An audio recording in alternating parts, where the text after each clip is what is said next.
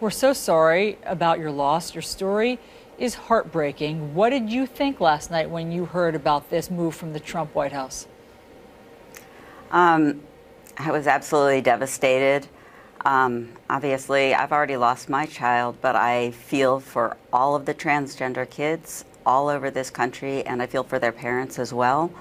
It's already difficult, and this is just going to make things more difficult.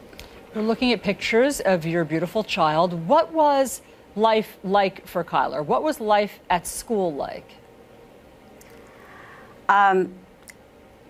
Kyler was just a wonderful student, a wonderful kid, a musician. He had always loved going to school. He did come into difficulties at school as a transgender student. I was always there to advocate for him and such as, can you share with us what, just so that parents understand what it was that he and you were confronting, what sorts of things were happening at school? I tried actually not to point fingers at exactly who did what anywhere, but I can assure you it's difficult, and that all he wanted and all any transgender kid at school wants is to be able to just fit in, just be one of the kids at school, be treated just like everybody else. And that includes just being able to go in and use the bathroom just like anybody else. He had a boy's name, dressed as a boy, looked like a boy. As far as all of the peers knew, he was a boy. So to ask a boy to go into the girls' bathroom, for example, would be ridiculous, and would be very harmful.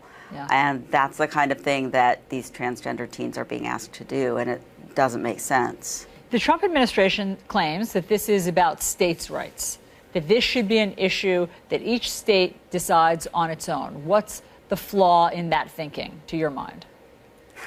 The flaw in that thinking is that it's not a state's right to discriminate, and this is a matter of discrimination. So we don't leave any kind of discrimination up to the states. So why would we suddenly, with this particular issue, say that's up to the states to decide? I don't understand. I really don't understand the logic, and I'm quite sure that if any of the politicians making these decisions themselves had a transgender child, or even just sat down and spoke with a transgender teen and really understood what they're going through, they absolutely would never consider this a state's right to discriminate.